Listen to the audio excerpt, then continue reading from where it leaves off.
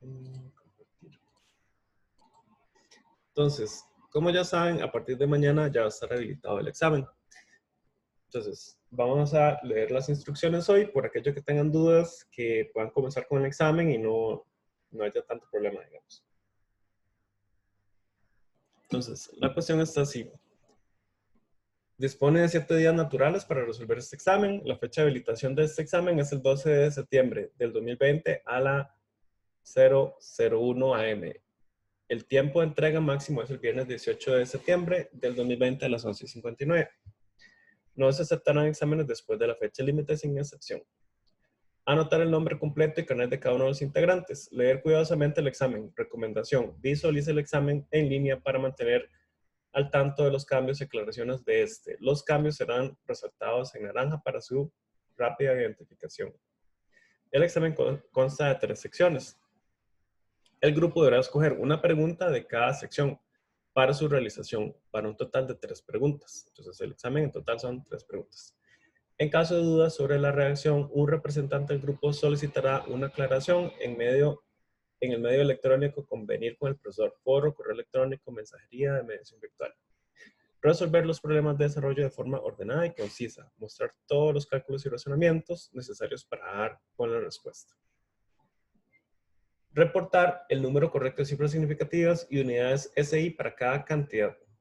En caso de omitir unidades y usar de manera incorrecta la convención de cifras significativas, se le penalizará con un rebajo de 1 punto en cada ejercicio.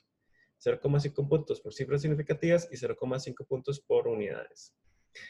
El representante del grupo deberá entregar el examen en el entorno virtual del profesor respectivo sin excepción. Entregar un documento combinado del formulario de resolución del examen y la autoevaluación de desempeño del grupo en formato PDF, tamaño 512 megabytes como máximo, con el siguiente título: siglas del nombre del profesor, nombre del grupo, y no sé si tienen que ponerle, ¿qué es ese 3? Número de grupo, guión 3. Bueno, en mi caso sería...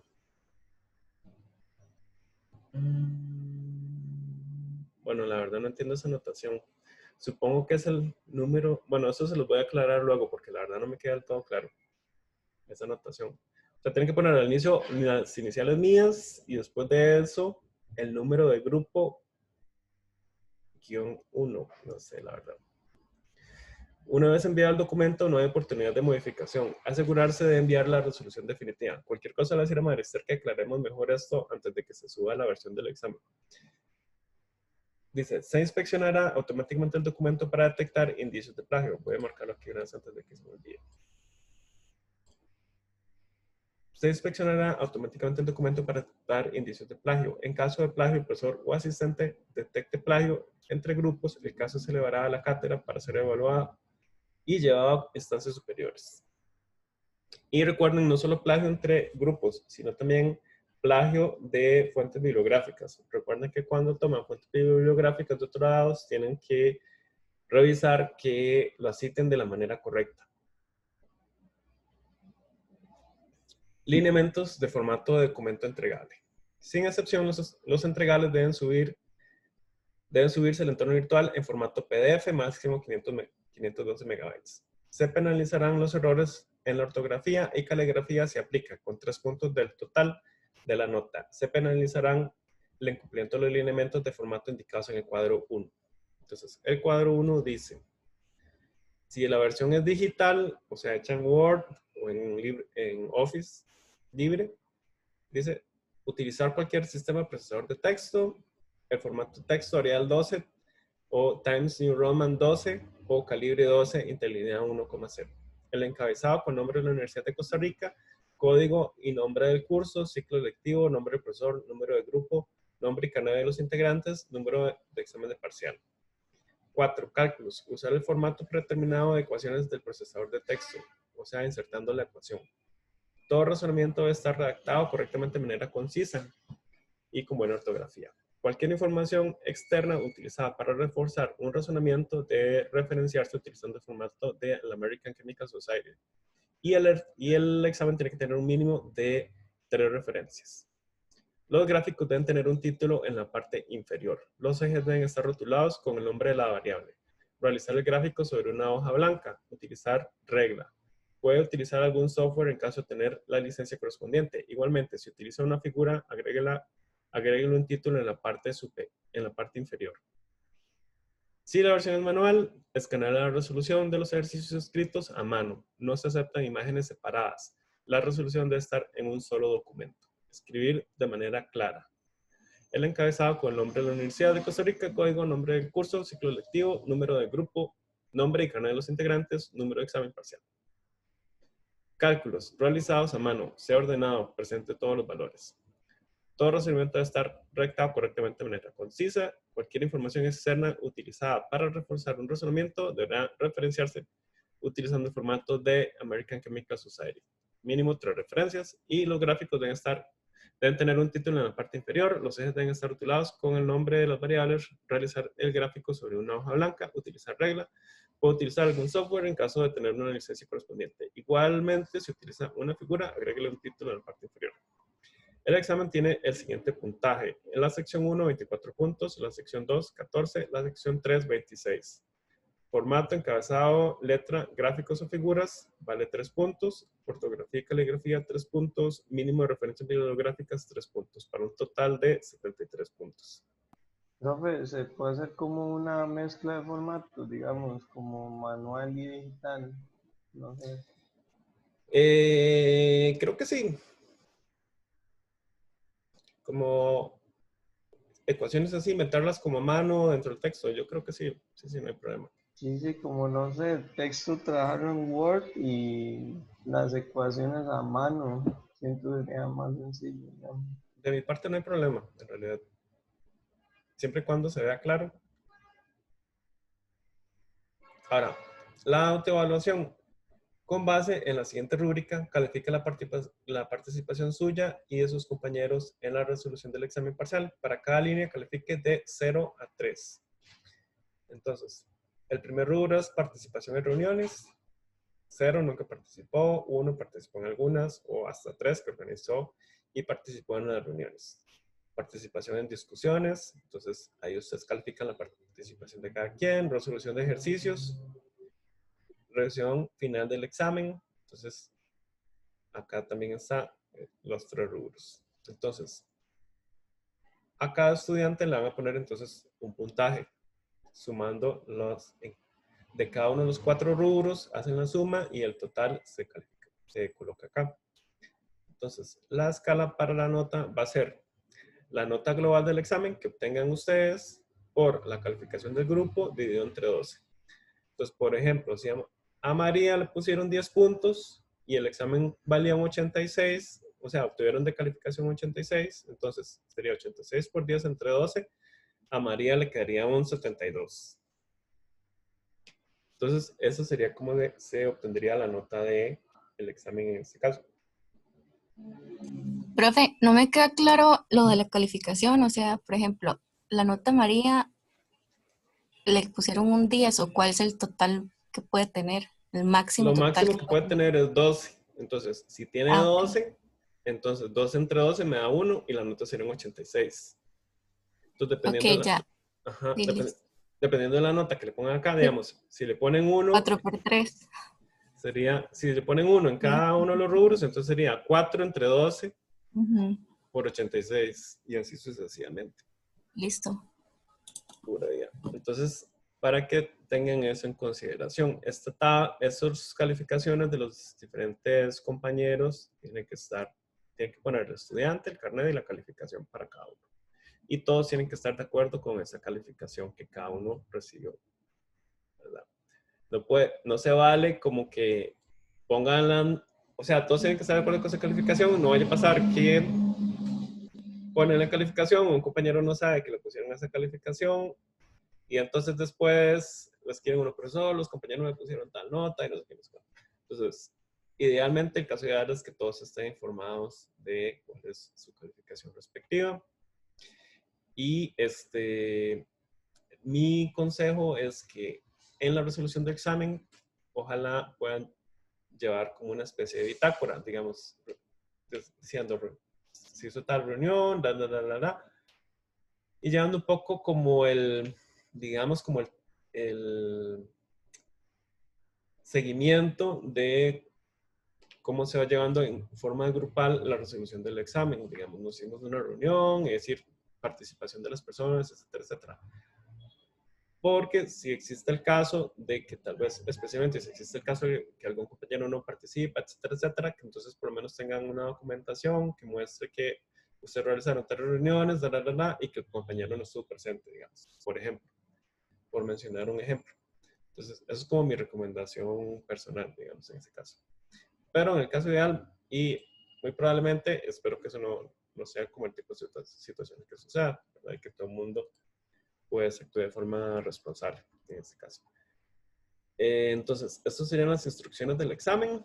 Entonces, van a tener 6 preguntas y esas tienen que escoger 3, una de cada sección. Y eso sería básicamente. Entonces, tienen 7 días para resolver el examen y, insisto otra vez, lo ideal es que todos colaboren a resolver todos los ejercicios. De manera tal que todos ejerciten, digamos, todas las habilidades que involucra resolver el examen, ¿verdad? Porque lo importante es que nos fijemos y que todos aprendamos de todos los temas, ¿verdad? Esa es un poco la idea. Nosotros, de hecho, no nos gusta tanto llamarlo examen, lo vemos más como un aprendizaje por problemas o aprendizaje por casos, en este caso. No lo vemos tanto como un examen, es más como un proyecto, digamos, en cierto modo, y en realidad vamos a tratar de ir avanzando hacia que el aprendizaje sea basado más como en tipo proyectos. Y ya van a ver que en el segundo bloque van a tener un mini proyecto que tienen que realizar, que es una actividad que está bastante bonita y también yo siento que les va a ayudar mucho como a aprender en ese sentido. No sé si tienen dudas con el examen parcial de momento, con las instrucciones, etcétera. Listo. Ok, entonces, no sé si tienen dudas en específico sobre algún ejercicio o algo que hayan estado estudiando en estos días para el parcial.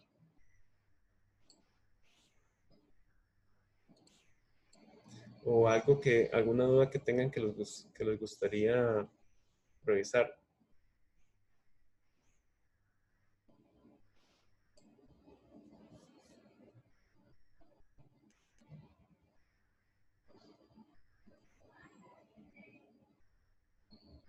¿Alguna consulta? Profe, pero el lunes sí podríamos hacerle la consulta. Sí, el lunes, sí. O sea, podemos hacer consultas, pero tampoco es que le voy a responder consultas, digamos, en Bueno, el lunes específico. no sé si es feriado para ustedes. Bueno, el lunes no tenemos clases, de hecho. Sería Sí, el cierto. martes. Martes a Pero el las... martes no nos conectamos, ¿o sí? yo pensaría que sí. O sea, Ah, podemos... bueno, perdón, no, es que el lunes es laboratorio, perdón. Ajá, Sí, sí, no, sí, sí. la idea también era tratar de hacer citas la otra semana. Voy a estar comunicándome con ustedes para tratar de hacer citas como para ir viendo el seguimiento. Podemos hacerlo tanto en el horario de clases como si puede ser como el mismo martes, tal vez como toda la tarde o así. Podría irme reuniendo como por grupos para ir viendo un poco como tal vez más personalmente entre los grupos cómo van resolviendo el examen y cómo va el avance, y cómo va el trabajo en grupo, etcétera. Digamos, como para hacer una pequeña sesión de supervisión o algo así por el estilo. Entonces, cualquier cosa les voy a estar avisando por correo, cómo nos podemos organizar. ¿Qué más? Y si tienen dudas sobre temas en específico o así, igualmente también podemos irlas aclarando. Sin que sea, obviamente, el examen, digamos. Tampoco. No es que nos vamos a poner a resolver el examen. Preguntas que tengan sobre algún tema, que sientan que todavía tienen dudas, que no tengan del todo claro. No sé si ya tuvieron chance de revisar el temario y si ven algún tema en el que sientan que todavía están un poco, que les falta repasar o así.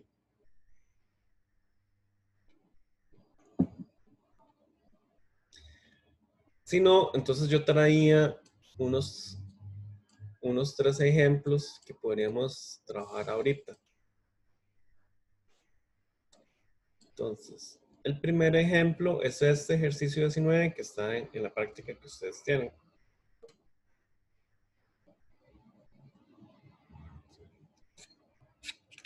Entonces, el ejercicio 19 dice, de una disolución 0,315 mol por litro de ácido fosfórico se toma una alícuota de 25 mililitros y se coloca en un balón de 50 mililitros y se fora.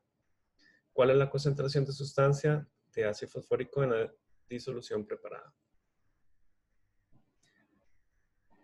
Entonces, normalmente este tipo de problemas se resuelven con lo que llamamos factor de dilución.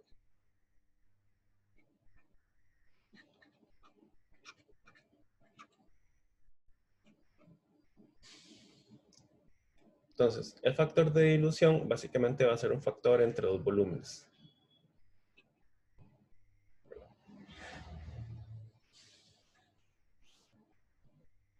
Entonces, cuando yo tengo una disolución concentrada y yo procedo a tomar una alícuota y diluirlo en cierto volumen, entonces normalmente lo que yo hago es utilizar este factor de dilución que estamos mencionando.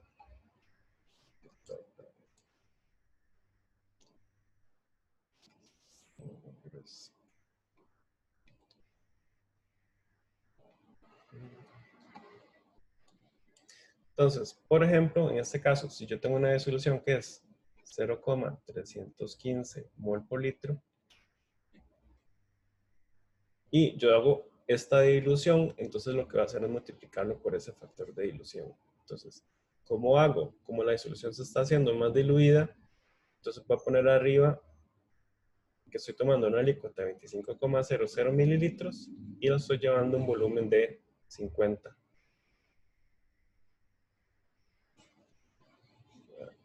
Entonces, ¿cuánto me da esto? Sería 0,315 dividido entre 2. Eso me da 0,158. Tendré que ponerlo con 3 cifras. Entonces, esto que tenemos acá es lo que usualmente llamamos el factor de dilución.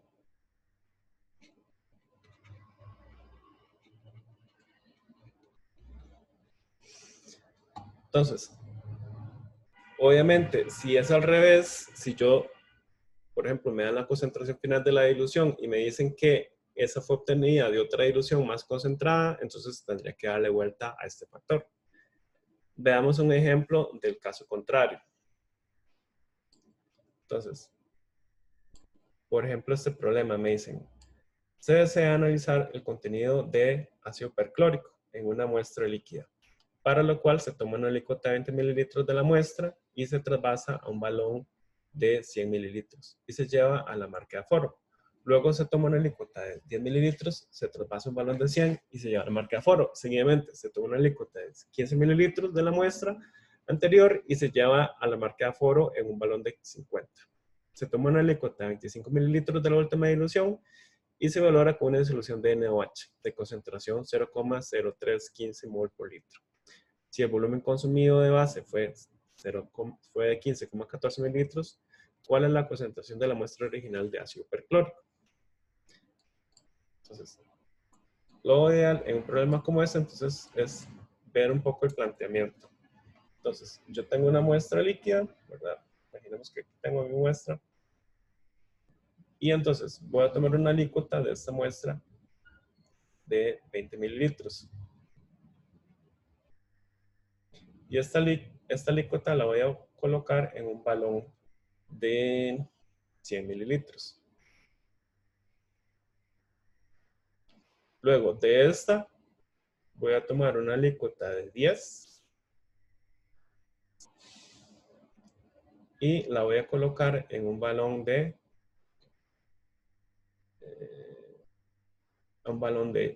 también 100 mililitros.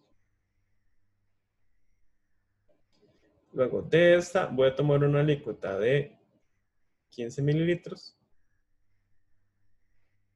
y la voy a colocar en un balón de 50.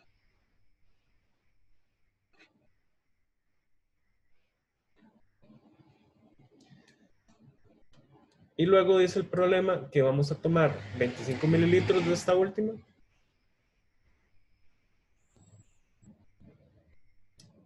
y la vamos a colocar, la vamos a valorar. Entonces la colocamos en un LMeasure y la valoramos, ¿verdad?, con una ureta que tiene una disolución de NaOH. Esta disolución de NaOH tiene 0,0315 mol por litro. Y entonces quiere decir que se consumen 15,14 mililitros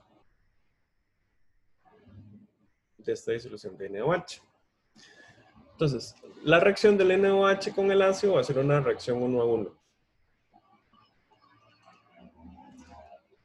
Entonces, ¿cómo hago para resolver este problema? Entonces, tengo que primero partir por encontrar cuántos son los moles de mi muestra que estoy valorando. Y así me voy a devolver hasta mi muestra original. Desde acá tengo que llegar a cuál es esta concentración. Entonces, ¿qué voy a hacer? Los moles de HClO4 van a ser iguales a los de NaOH. Y esto entonces va a ser igual a 0,0315 mol por litro multiplicado por el volumen, que es 15,14 mililitros. Entonces, si hacemos esta multiplicación, sería 0,0315 por 15,14. Esto me da 0,477 milimol de HClO4. Lo dejo con 3 cifras porque este valor de acá tenía 3 cifras. Entonces ya tengo los moles que tiene mi ácido perclórico en el LMeasure. Entonces ahora tengo que volverme hasta el puro inicio. Entonces, vean que yo entonces puedo calcular la concentración que tiene mi muestra acá.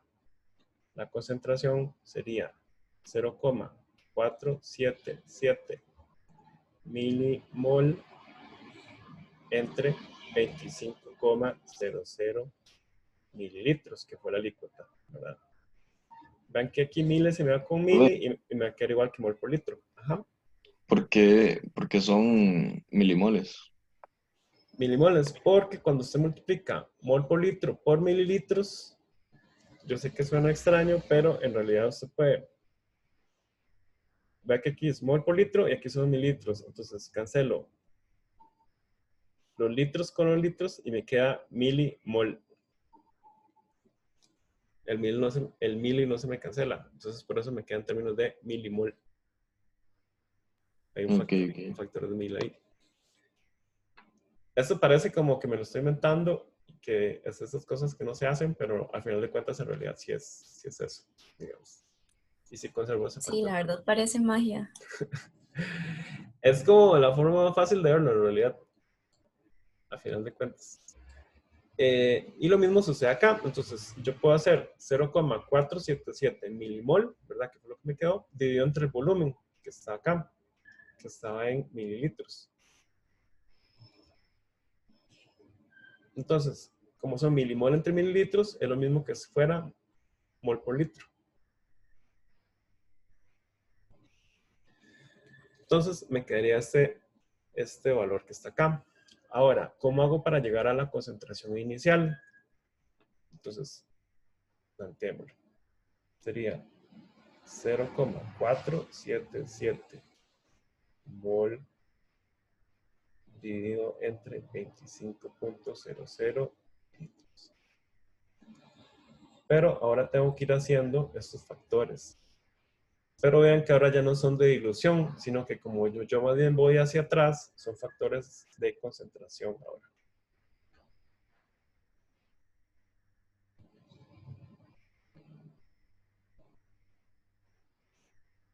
Cuando yo voy en esta dirección es dilución. Cuando voy en esta dirección, más bien es concentración.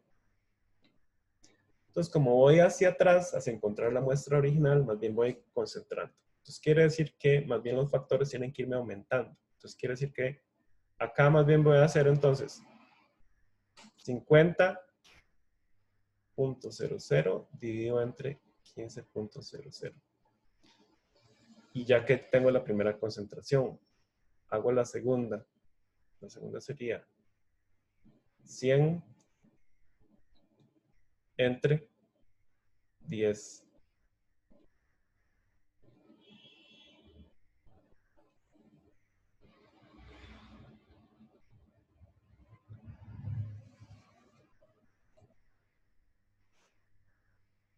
Y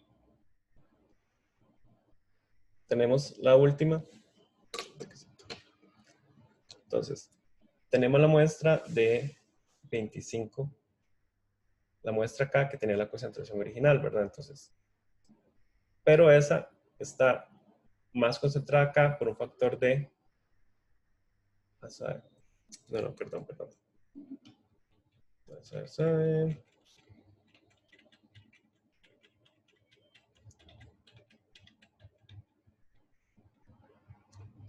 Que rebobinemos. Entonces, esta concentración de acá,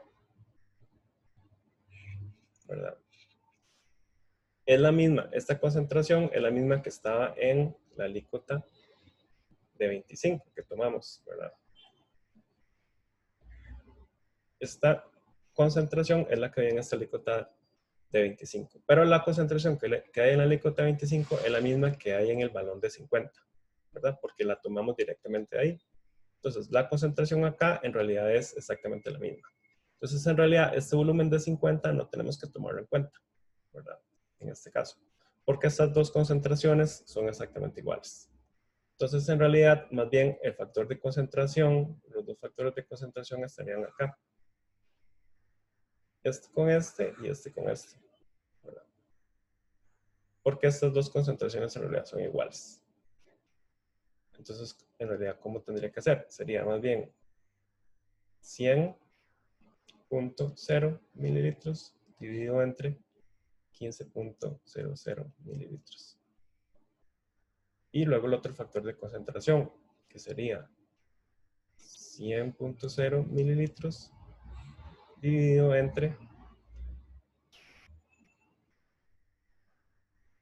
10.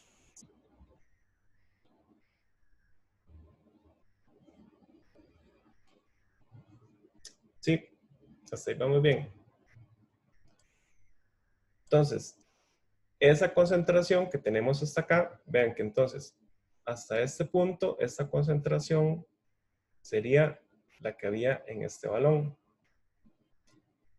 Entonces, ese es el primer factor de concentración. En este punto, la concentración que obtenemos acá es la que teníamos en el balón de 100.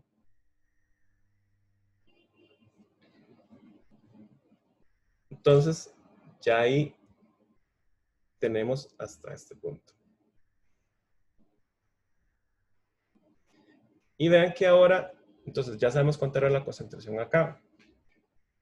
Pero vean que yo había tomado una alícuota de 20 mililitros de mi muestra original, en realidad. Entonces quiere decir que necesitamos la concentración que tendría en esa muestra original de 20 mililitros.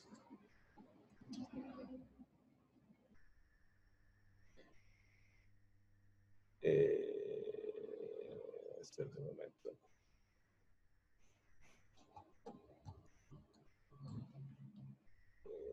Ok, acá sería la concentración de esta alícuota 25, que es la misma de 50. Y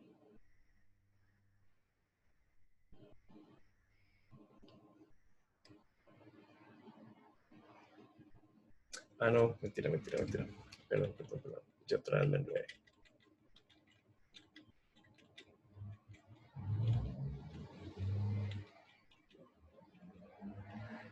Vamos de nuevo hacia atrás. Entonces, esta concentración que calculamos acá, dijimos que es la concentración que estaba en la alícuota de 25, ¿verdad? Y esta alícuota de 25 la tomamos del balón de 50, ¿verdad? Pero quiere decir que el balón de 50 venía de una alícuota de 15 de esta otra disolución. Entonces, en realidad, los factores de dilución sí tienen que hacer en realidad de esta forma. Serían 3 factores. Sería este con este con este y este con este. Básicamente. Entonces, hacemos lo siguiente. Sería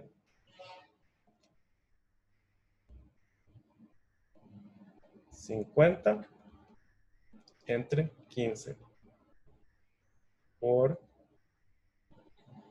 100 entre 10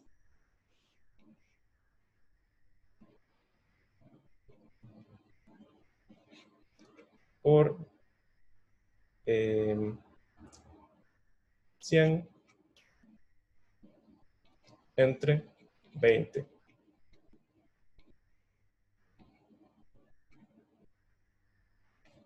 Sí. Entonces, vean que aquí partimos de la alícuota de 25. Acá sería en el primer balón, acá sería en el segundo balón y acá sería cuando llegamos hasta la muestra.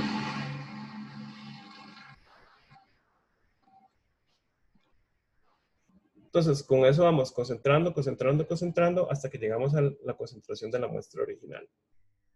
Entonces, si hacemos esto, nos daría 0,477 dividido entre 25. Esto por 50 dividido entre 15. Esto por 100 dividido entre 10. Y esto por 100 dividido entre 10. Esto me está dando 6,36 mol por litro.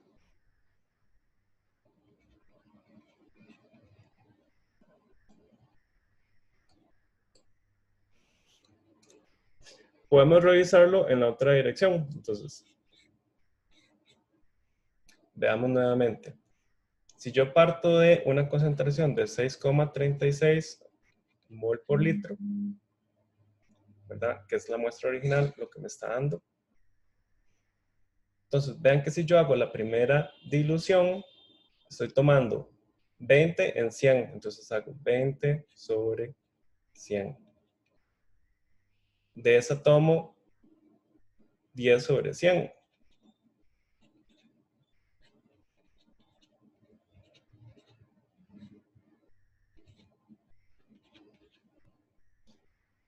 Y de esa luego tomo 15 entre 50. Eso me Profe, debería dar... no sé si yo lo hice diferente o qué, pero a mí me está dando 3,18 la concentración. La concentración esta. ¿Cuánto les da a ustedes? ¿A quién más la ha hecho?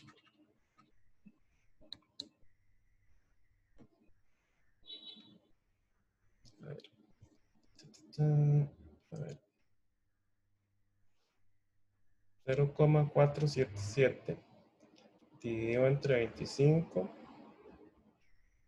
por 50 por 100 por 100 dividido entre 15 por 10 por 20. 3,18, si tienes razón. No sé por qué antes me dio diferente, creo que lo metí mal en la clave. 3,18.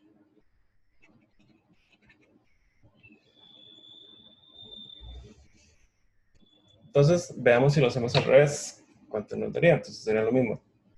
3,18 por 20 por 10 por 15 dividido entre 100 por 100 por 50. Esto me da 0,01908. que esto debería ser igual a esta concentración que hemos puesto aquí originalmente.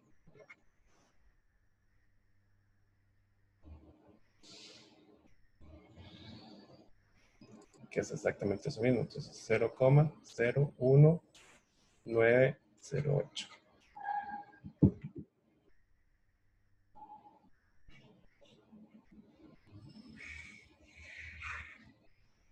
Entonces vean que los factores de dilución yo puedo ir en una dirección o puedo ir en la otra dirección. Entonces dijimos inicialmente que teníamos una alícuota de 25 mililitros que fue la que valoramos. Entonces sería esta alícuota que tomamos acá. Y entonces calculamos los milimoles de ácido perclórico y lo dimos entre el volumen que tenía, que eran 25 mililitros. Pero para llegar a la muestra original tenemos que ir haciendo los factores de dilución. Entonces, ¿cómo son esos factores de dilución? Entonces, básicamente tengo que ir tomando los volúmenes hacia atrás. Entonces, acá tenía una alícuota de 15 en 50. Entonces, más bien los coloco como concentración. Sería el volumen más grande arriba y el volumen más pequeño abajo. Entonces, serían 50 entre 15. La siguiente sería 100 sobre 10. La siguiente sería 100 sobre 20. Entonces, con eso ya llego al volumen que tenía la muestra originalmente, que sería el volumen de esta muestra acá, que fue de la que yo tomé la alícuota. Entonces nos da 3,18 mol por litro. Para corroborar si lo hizo bien, yo me puedo devolver. Entonces, si yo tomo la de 3,18 y aplico estos mismos factores, debería terminar con la misma concentración que tenía la muestra de 25.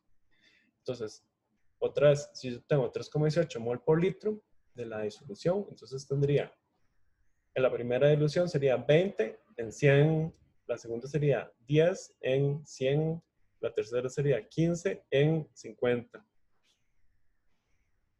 A ver. Dice, profe, yo puedo aplicar C1 por V1 es igual a C2 por V2 hasta llegar a la concentración original. Sí, eso también es otra posibilidad. Lo que pasa es que entonces todas las multiplicaciones, si lo hace con C1 V1 es igual a C2 V2, en cada una de las diluciones, al final termina con una expresión muy parecida a esta. Veamos. Hasta el momento nosotros siempre lo hemos resuelto con C1 V1 es igual a C2 V2. Entonces veamos, por ejemplo, aquí el caso de la primera dilución. Entonces, hagamos el primer paso como de aquí a aquí. ¿Verdad? Entonces, yo tengo la muestra original, que es 3,18. Entonces, ese sería el C1. 3,18. El volumen 1 que tomo serían 20. La concentración 2 es la que quiero saber. Y el volumen 2 serían 100.0 mililitros. Entonces, ese sería el primer paso. Entonces, ¿cómo hago yo? Despejo C2. C2 será igual a C1, V1 entre V2. Eso sería 3.18 por 20.00 mililitros dividido entre 100.0 mililitros. Entonces vean que este primer paso sería 3,18 por 20 entre 100. Esto me daría C2. Ahora, imaginemos que entonces tenemos ahora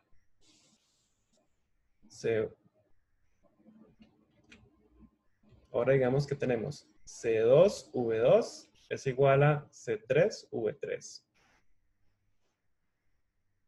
Entonces yo digo, para tener C3,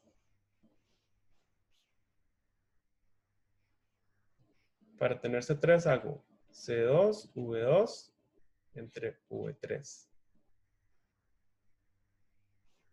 Vean que como estamos en el segundo paso, estaríamos acá. Estoy tomando una alícuota de 10 en 100 mililitros, ¿verdad? De esta dilución acá.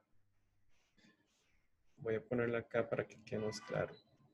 Esta sería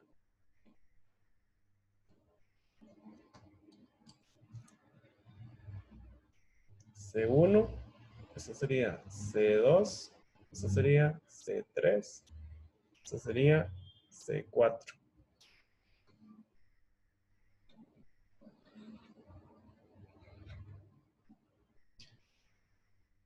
Entonces, estamos en C3.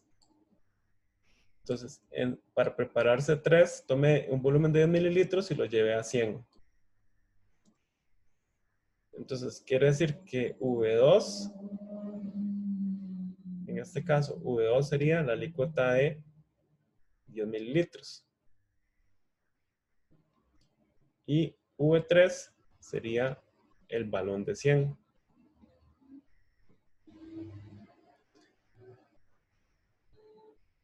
Entonces, esta sería la expresión para obtener C3. Si yo sustituyo lo que tenía aquí, ¿qué me queda? C3 va a ser igual a 3.18 por 20.00 mililitros entre 100.0 mililitros, que eso es C2, multiplicado por V2 entre V3, que era 10.00 mililitros entre 100.0 mililitros. Y ahí ya tenemos C3. Quiero llegar a C4. Entonces, C4 tomaba 15 mililitros y lo diluía en 50 mililitros. Entonces, C4 va a ser igual a... Entonces tenía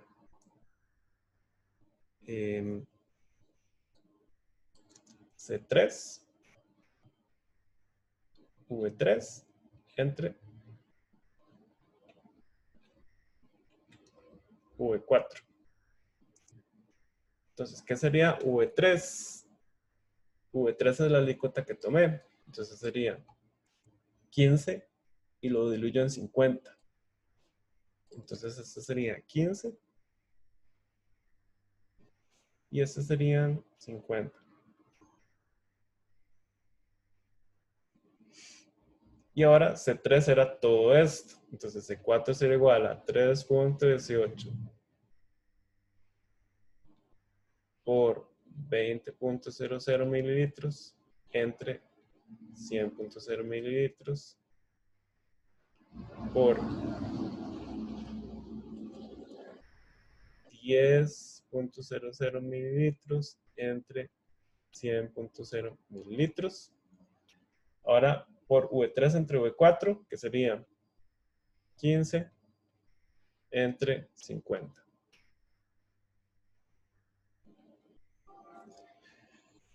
Y entonces, si voy aplicando esto que hemos dicho, C1V2 es igual a C2V2, C2V2 es igual a C3V3, C4 es igual a C4V4 es igual a C3V3, y así sucesivamente, llegamos a la misma expresión que teníamos originalmente acá arriba. ¿Sí ven? Llegamos exactamente a lo mismo. Entonces, en realidad, esto que hicimos de los factores de dilución se deriva exactamente de esta misma ecuación de C1V1 es igual a C2V2. Solo que hecho como más resumido, digamos. Entonces, básicamente uno lo que tiene que acordarse es que si va en la dirección de dilución, tiene que poner los factores de manera tal que le vaya dando más pequeño. Y si va en el factor inverso hacia mayor concentración, tiene que ponerlo de manera tal que le dé, digamos, más concentrado. Entonces, ustedes pueden hacerlo. Lo ideal, lo más recomendable es que al final lo coloquen de esta forma, que realicen todas las multiplicaciones juntas. Y lo digo más que todo por lo de cifras significativas. Porque puede pasar que si ustedes van haciendo cada multiplicación paso por paso, como que van a ir perdiendo cifras. Entonces, mi recomendación es que cuando ya encuentren cuáles son todos los factores, que mejor hagan toda esta multiplicación junta en términos de factores de dilución, porque es mejor hacer toda la multiplicación junta en términos de cifras significativas, para que no vayan perdiendo decimales, digamos. Eso es como lo más recomendable. Entonces, cuando yo llego a C4, ¿verdad? C4 hemos dicho que es la disolución de este balón. yo después tomo la alícuota 25, pero la concentración en la alícuota 25 es la misma que había en la de 50. Ahí la concentración no ha cambiado, entonces sería exactamente la misma. No sé si tienen dudas con este tema de diluciones. Lo más fácil es ir haciéndolo como, al menos para visualizarlo al inicio, ir haciéndolo paso por paso.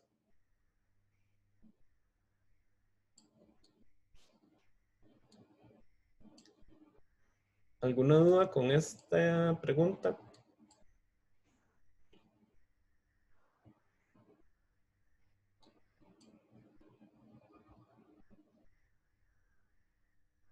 Consultas.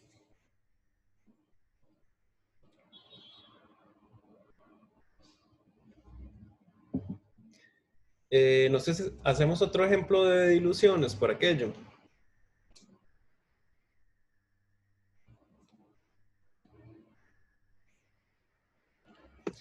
Sí, sí, está en profe, dele. Ok. Entonces, a ver.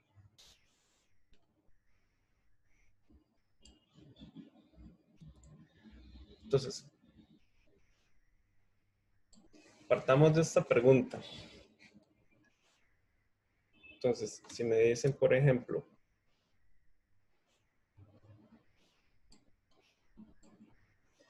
digamos que tenemos una muestra, ¿verdad? Que sería esta que está acá. Tiene una concentración de 0,315 mol por litro.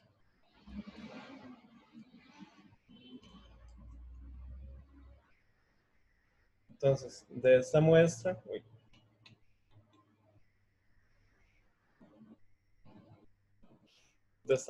digamos que tomamos 20 y lo diluimos en un balón de 50.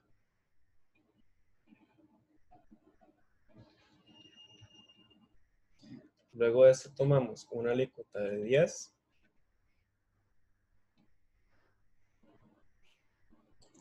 y lo diluimos en un balón de 100.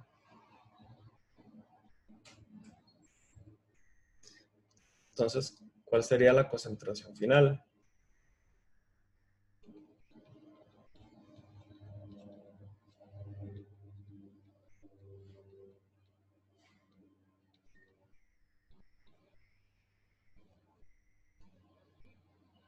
Entonces, hacemos nuevamente.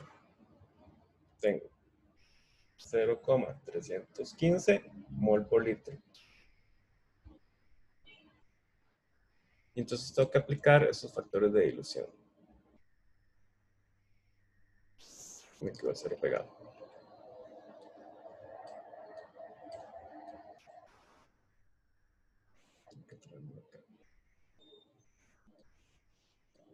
Entonces, ¿cuál sería el primer factor de dilución? Entonces, en este caso,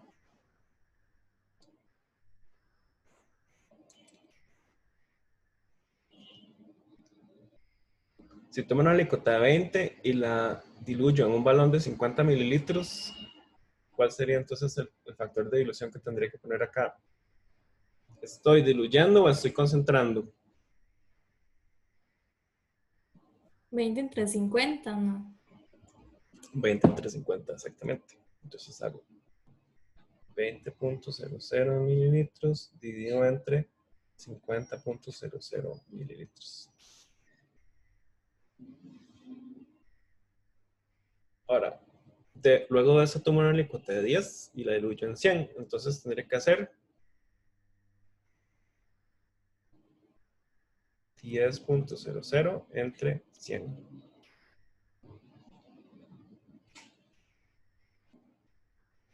Entonces vean que mililitros se van con mililitros, mililitros se van con mililitros y me quedan en términos de concentración. Entonces, ¿cuánto me haría esto? 0,315 por 20 por 10 dividido entre 50 por 100. Entonces esto me daría 0,0126 mol por litro. Y esa sería entonces la concentración que tendría en este balón.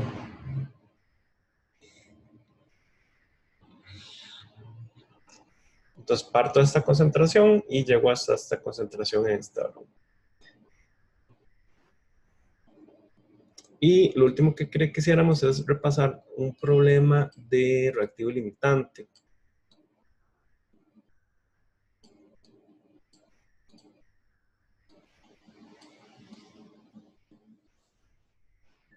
Entonces dice, un analista desea obtener cloruro de bario a partir de la reacción de neutralización de hidróxido de bario con HCl. Para eso el analista tiene 1,0528 gramos de hidróxido de bario y HCl 0,1025 mol por litro. Sin embargo, solamente cuenta con 25 mililitros de la disolución de ácido clorhídrico que se encuentra en un balón aforado calibrado para verter. Si se sabe que la reacción de formación de cloruro de bario es esa que está ahí, indica a partir de cálculos cuál es el reactivo limitante y cuál es el reactivo en exceso. ¿Cuántos gramos de cloruro de bario se pueden producir con los recursos disponibles del analista? Entonces, básicamente nos están diciendo que yo tengo, pues hagamos primero un planteo. Tengo un tarro, ¿verdad? Que tiene que tiene hidróxido de bario. Y la masa molar de este hidróxido de bario es 171,34 gramos por mol. Y lo que tengo disponible son 1,0528 gramos.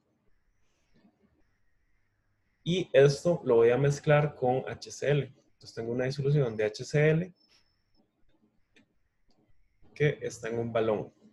Y esta disolución de HCl son 25 mililitros. Y me dicen que tiene una concentración de 0,1025 mol por litro. Entonces, cuando las mezclo, esto me va a formar un precipitado. Pero el precipitado va a depender de cuál es mi reactivo limitante. Eso me va a determinar qué se me va a formar. Entonces, recuerden que entonces el primer paso en este tipo de problemas es, lo primero que voy a hacer es, uno, determinar los moles.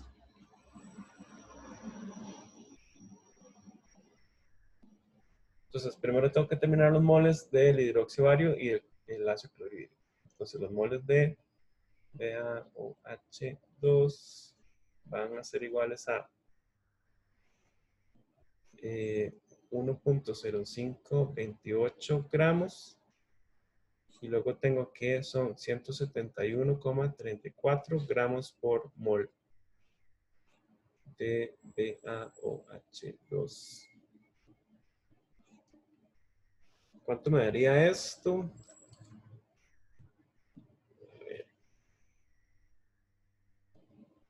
1,0528 dividido entre 171,34. Eso me da 0,0061445. 1, 2, 3, 4, 5. Tengo que ponerlo con 5 cifras porque acá tenía 5 cifras. Esos serían mol. ¿Moles de qué? De BaOH2.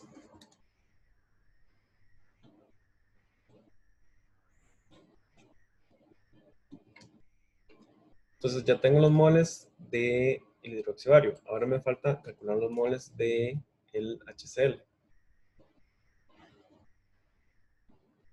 Entonces para calcular los del HCl, entonces tengo 0,1025 mol por litro y lo multiplico por el volumen.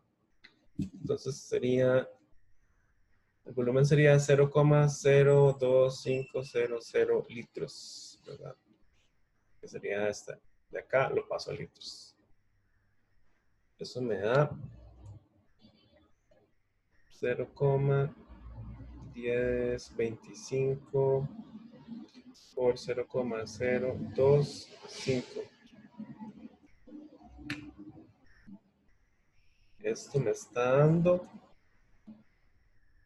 0,00256. 2. Tiene que ser con 4 cifras porque estos dos tienen 4 cifras. Eso sería mol de HCl. Está casi más fácil si lo ponía en milimoles. Entonces, 1, 2, 3. Eso sería 6.1445 milimol. Y esto sería 1, 2, 3. 2.562 milimol. Para más fácil no estar escribiendo tantos ceros. Entonces, ya sabemos cuánto tenemos de moles de cada uno. Lo siguiente sería determinar cuál es el reactivo limitante. Entonces,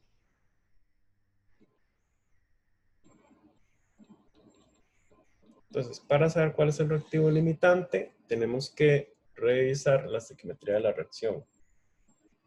Entonces, 1 de hidroxio bario reacciona con 2 de HCl. Entonces, si partimos, por ejemplo, con el HCl, decimos, tenemos 2,562 milimol de HCl. Entonces yo puedo decir que por la estequiometría de la reacción, 2 moles de HCl me reaccionan con 1 de hidroxio bario. Entonces yo pongo acá 2 mol de HCl reacciona con 1 mol de BaOH2. Entonces esto me daría 2.562 dividido entre 2.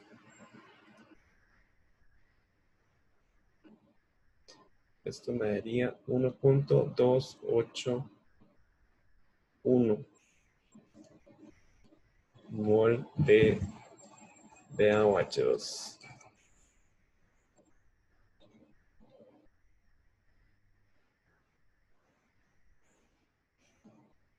Sí, hasta ahí vamos bien. Entonces, vean que aquí serían milimoles, ¿verdad? Porque mol se me va con mol, me queda milimol de todas formas.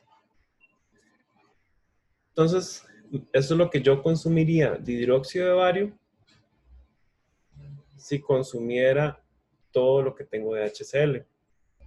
Entonces, ¿cuál sería el reactivo limitante?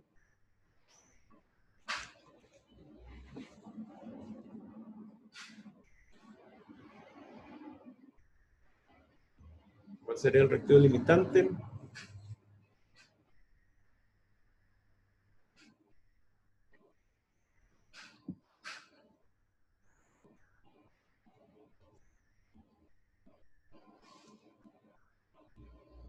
¿Sería el HCl o sería el hidróxido de bario? Según este cálculo que hicimos.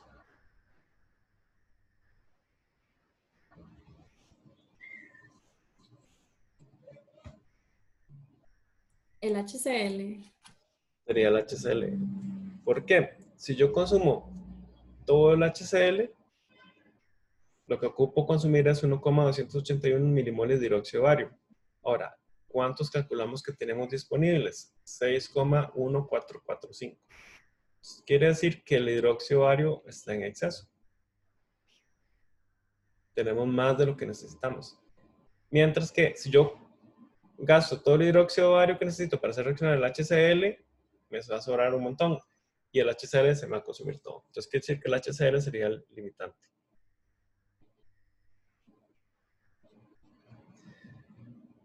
Entonces ya sabemos cuál es el reactivo limitante. Ahora, ¿cuántos gramos de cloruro de bario se pueden producir con lo que tenemos disponibles?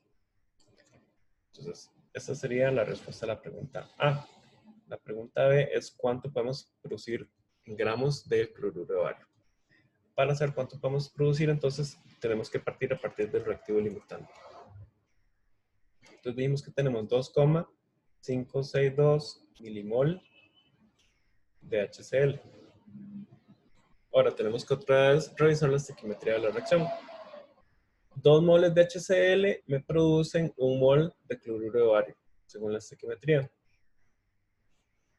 Entonces pongo 2 mol de HCl me produce 1 mol de cloruro de bario.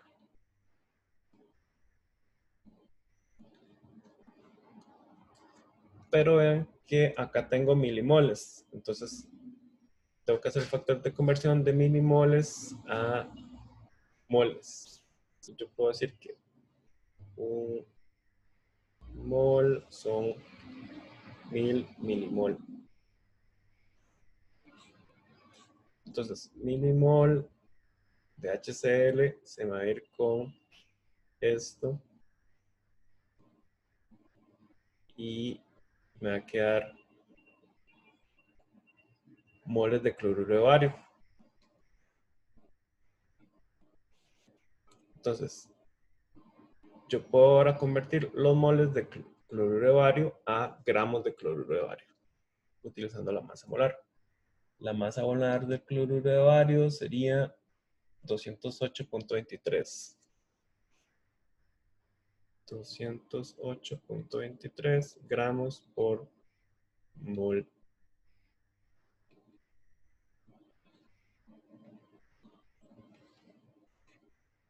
Entonces, esto se me va a ir con esto y me va a quedar solamente gramos de cloruro de bario.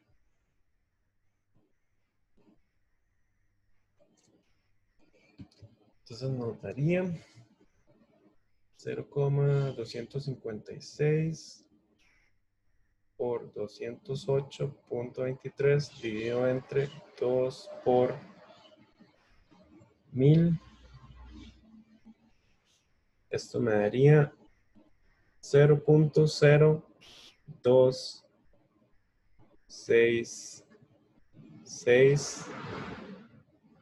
Bueno, tengo que poner ¿cuántas cifras? 1, 2, 3, 4 cifras. Entonces sería 2,665 gramos de cloruro de bario. Y entonces eso sería lo que se produciría.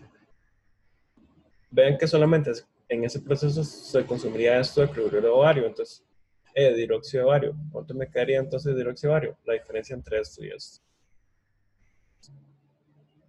Y eso sería el reactivo que está en exceso. ¿Alguna duda con este problema? Buena pregunta. Sí. Las concentraciones no afectan nada. Sí, los volúmenes, digamos. Los volúmenes va a afectar la concentración que me quede de reactivo en exceso, por ejemplo. Entonces, por ejemplo, el problema me podrían decir, como una pregunta adicional, me pueden decir, ¿cuál es la concentración de reactivo en exceso?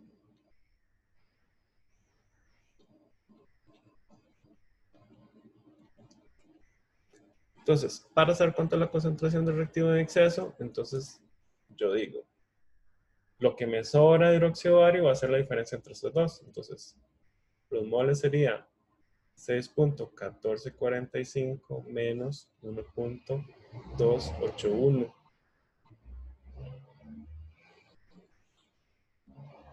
Esto me daría 6.1445 menos 1.281. Esto me da 4,864. Tengo que ponerlo con 3 decimales porque esto tiene 3 decimales. Y eso sería milimol.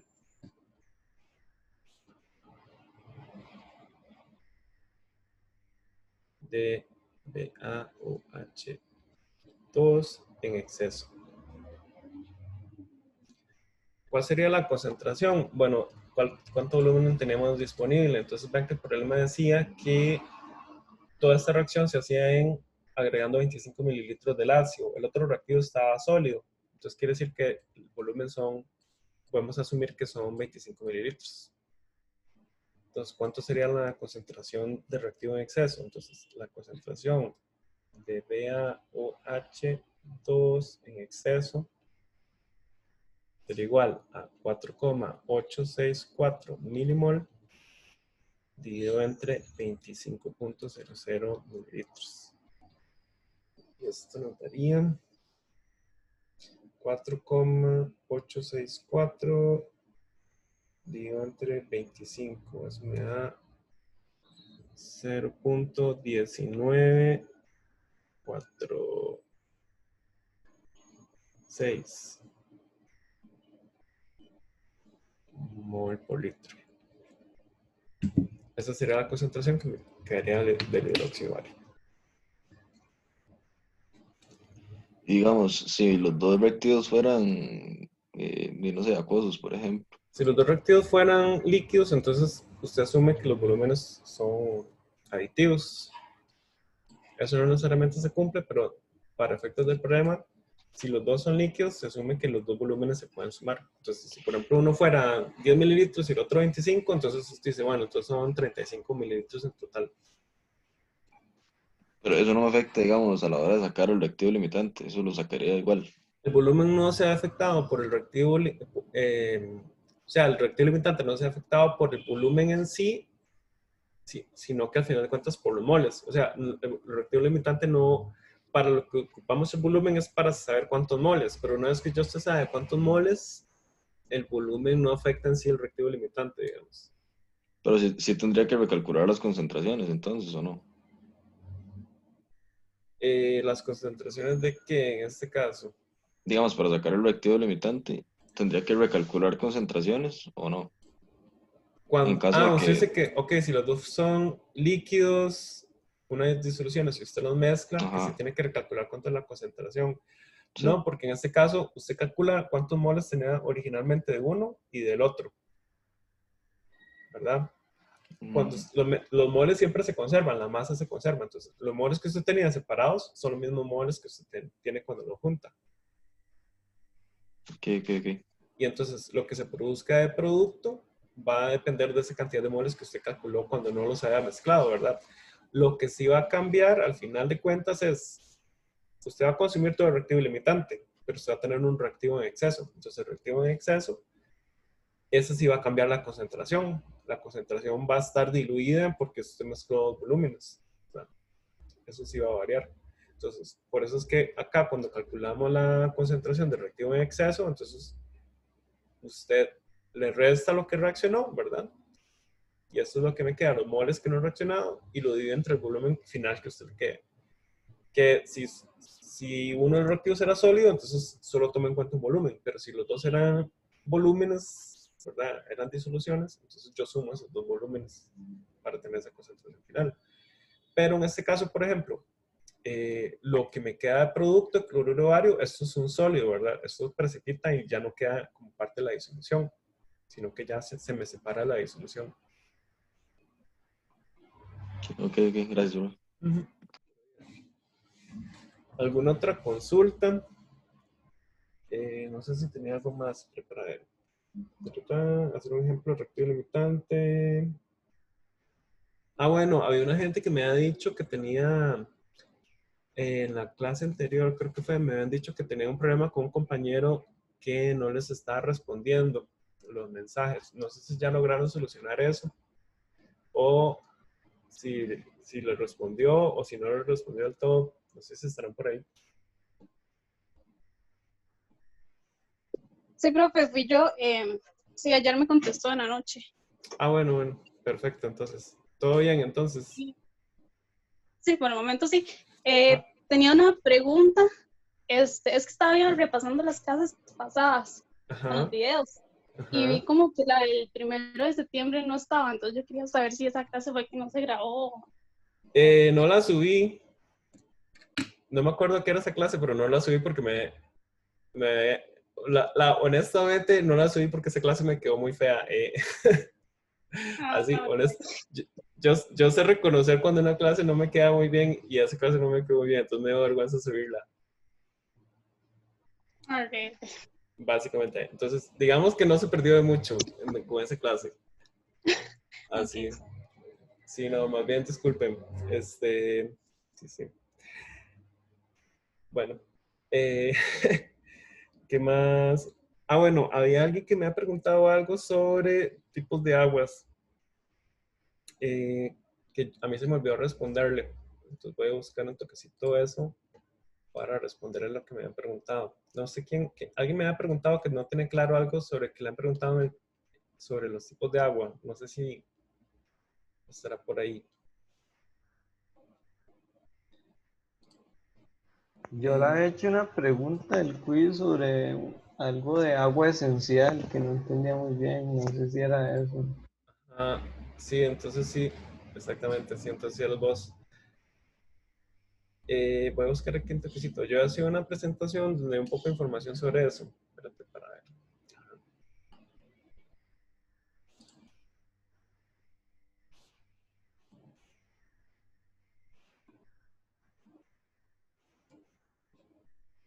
Que, a ver, creo que está por acá.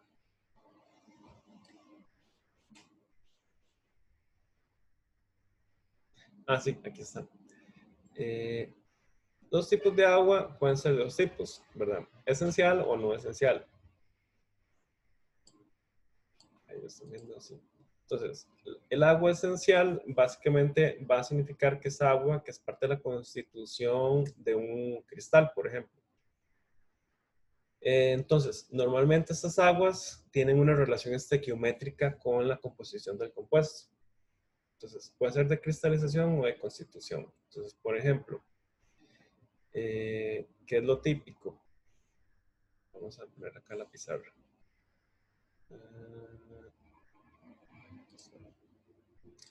Entonces, lo típico va a ser que, por ejemplo, yo tengo compuestos, por ejemplo, me dicen cloruro de níquel, punto 6H2O.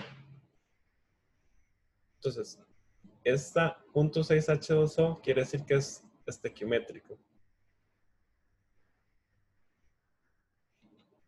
Y entonces, si yo determino la cantidad de moléculas de agua en ese compuesto, va a tener una relación estequiométrica. Siempre por cada níquel va a haber 6 moléculas de agua.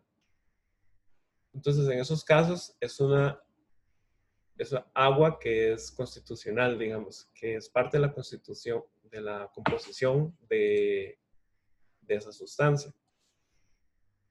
Entonces, puede ser que también sea parte de la estructura cristalina, ¿verdad? Normalmente. Puede ser que sea la composición, no necesariamente el compuesto es cristalino, pero sí es parte, mantiene una relación estequiométrica. Y de cristalización es que definitivamente tiene una disposición estructural en la estructura cristalina que hace que sea estequiométrica, ¿verdad? Algunas veces, digamos, el agua es parte de la estructura del compuesto en sí. O otras veces simplemente cristaliza en espacios, digamos, dentro de la estructura cristalina en ciertas disposiciones que hacen que también sea estequiométrico. Entonces, en esos casos, esa agua se llama esencial. Cuando el agua no es esencial, entonces, cuando yo tengo, por ejemplo, una sustancia que el agua se absorbe en la superficie o se mete en espacios, en poros dentro de la estructura, una estructura más amorfa, digamos. Entonces, por ejemplo, cuando yo tengo partículas coloidales, normalmente absorben agua sobre la superficie, pero no tienen una relación estequiométrica. Entonces, yo no puedo utilizar esas aguas y decir que está relacionado con la estructura de mi compuesto, por ejemplo. Entonces, esa es como la diferencia entre uno y el otro. Entonces, sí, más o menos. Andrei. Sí, sí, ya entendí, profe. Gracias. Pero bien. No sé si tiene más consultas, alguna otra pregunta relacionada con materia para este examen. Ya todos se lograron comunicar con sus grupos. ¿Tienen todo listo? ¿Han intentado resolver ejercicios juntos?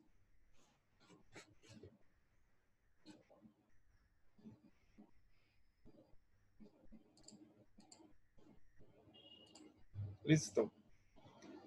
Bueno, entonces cualquier cosa, si no, entonces nos podemos quedar para el próximo martes.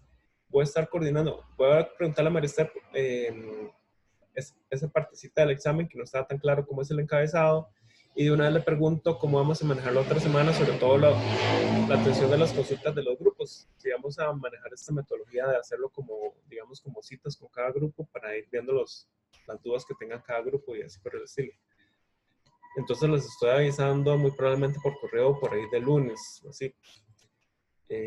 Si no tienen ninguna otra consulta, entonces lo podemos dejar por acá y nos vemos entonces el próximo martes.